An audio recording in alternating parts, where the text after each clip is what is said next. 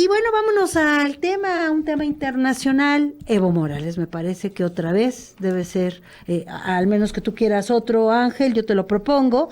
Esta es una democracia en este espacio. La alerta verde, ¿no? De la Interpol. Azul. Azul, esta alerta azul, bueno, es el colmo de la persecución. Claro. Es inexplicable una cosa como esa si no fuera por el interés de Estados Unidos en darle todo el apoyo a la dictadura fascista que se está entronizando en Bolivia, que yo realmente no me niego a llamar a eso gobierno transitorio. Es un gobierno que está persiguiendo a los luchadores sociales, que es un gobierno que está asesinando, es un gobierno que está reprimiendo ferozmente y por lo tanto nada de gobierno transitorio ni de gobierno de fuerza, es una dictadura fascista. Se ha conducido con métodos fascistas inclusive desde semanas antes del golpe. Todo eso fue lo que condujo al golpe. Hay una campaña de la derecha contra Evo Morales, o sea, un linchamiento. Aquí lo vemos con los periodistas de derecha que van a la mañanera, constantemente preguntando que si va a un restaurante caro, que si quién lo sostiene, que si quién lo mantiene. Todo esto es verdaderamente deleznable. Y las protestas del lunes, ¿no? Exactamente. La tradición mexicana es la tradición mexicana progresista y la que está en la Constitución mexicana es proteger al perseguido político, y eso es lo que se está haciendo con Evo Morales. Ya hablé aquí de cómo México recibió a Martín, cómo recibió a tantos luchadores latinoamericanos de principios de siglo. Hay hasta un libro recientemente publicado por el Colegio de México sobre el exilio latinoamericano en México, década del 20 al 30, que es una cosa de una riqueza extraordinaria. Ahí está Julio Antonio Mejía, pero están decenas. Ahí está Sandino, ahí está Farabundo Martí, o sea, todas, y otros que no conocemos tanto, grandes luchadores. Es una tradición mexicana y México le ha salvado la vida a miles de revolucionarios perseguidos. Si México no le hubiese abierto la puerta cuando las dictaduras militares de seguridad nacional en el Cono Sur, a los uruguayos, a los brasileños, a los chilenos, a los en general la mayoría de los habitantes del Cono Sur que eran perseguidos, pues habrían sido asesinados en sus países. Pero además aquí se les recibió dándoles cátedra, dándoles tribuna, dándoles la oportunidad de aportar, y hay que decir que la gran mayoría aportó, como ya lo había hecho el exilio republicano español anteriormente. Y eso le ha dado un prestigio a México enorme, pero enorme. Ese capítulo de que ya mencioné en otra ocasión, de la batalla por rescatar a los republicanos españoles y a los judíos y a los perseguidos por el fascismo en Francia, es extraordinaria. Hay libros sobre eso, que, bueno, ahí está la figura de el general Bosque, está Narciso Bassols, claro, que también fue muy importante en eso.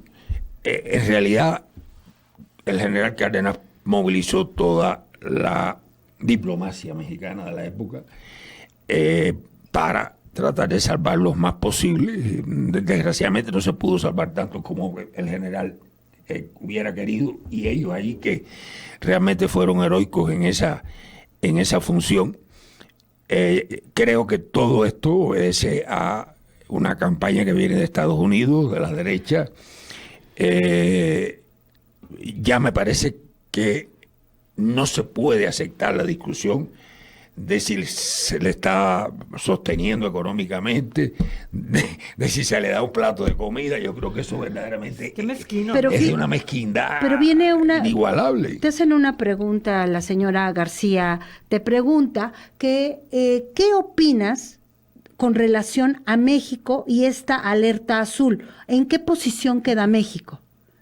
Bueno, México defiende su soberanía y se atiene mucho a la Constitución, y la alerta azul no quiere decir, o sea, no es una orden de captura, no es nada de eso. La alerta azul lo único que es una localización. Tal vez Ramón pueda puntualizarlo estrictamente en términos legales, pero no implica en lo más mínimo que México tenga que hacer nada con relación a Evo Morales. Sí, e incluso si hubiera una ficha roja, o sea, ya una captura dictada por alguna autoridad competente dentro del sistema internacional de Interpol, hay casos, viene a mi memoria el de Carles Puigdemont, el que fuese presidente de la Generalitat en Cataluña, donde las autoridades de Bélgica, bueno, pues analizan el pedimento de las autoridades de España y dicen no procede porque conforme a mi constitución y a los tratados internacionales que he firmado, tú lo estás buscando a esta persona por un tema político. Entonces, no es un tema penal, es un tema político, disfrazado como tú quieras verlo, pero es un tema político y yo no voy a entregar a alguien que está siendo perseguido políticamente. Esa es la posición que seguramente tendrá México. Si se llega a ese extremo, que es posible que los golpistas quieran llegar a ese extremo, vamos a tener que pasar por eso. A mí, sí, va.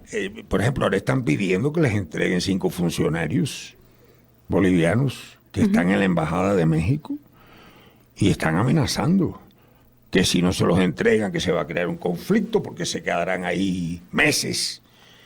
Están pidiendo que les entreguen a Juan Ramón Quintana, el jefe de campaña de Evo Morales, y que fue ministro de la presidencia muchos años, un hombre además muy importante dentro del proceso de cambio que lo conozco, es un hombre que además ha estado aquí en México, ha presentado libros, ha dado conferencias, y están pidiendo también a la ministra de Cultura, que dice que le encontraron unos cócteles Molotov y el ministerio. Eso es una cosa, ya sabe uno cómo son estos tipos de gobiernos de mentirosos y de calumniadores. Eso es una actitud muy hostil contra México. Además rompe totalmente con la tradición latinoamericana, o sea, es un secuestro del salvoconducto, que es un derecho. Exacto, eso te iba a preguntar. O sea, así como México tiene derecho a otorgar el asilo, el país donde está el perseguido político está obligado, una vez que el perseguido político está en una sede diplomática de América Latina, y subrayo América Latina porque es la que es firmante de todos los países latinoamericanos, de las convenciones sobre asilo político, y es una tradición latinoamericana darle el salvoconducto. Hasta Pinochet dio muchísimo salvoconducto. Acuérdense del embajador Corbalá, cuántos mexicanos tuvo y a cuántos acompañó hasta el aeropuerto, y hasta que el avión no salía, él estaba ahí. O sea, eso es una cuestión que no es nueva, es una cosa que ya se ha practicado muchas veces. Lo que pasa es que no había habido de nuevo dictaduras militares como las que parece que vamos a tener y gobiernos de fuerza.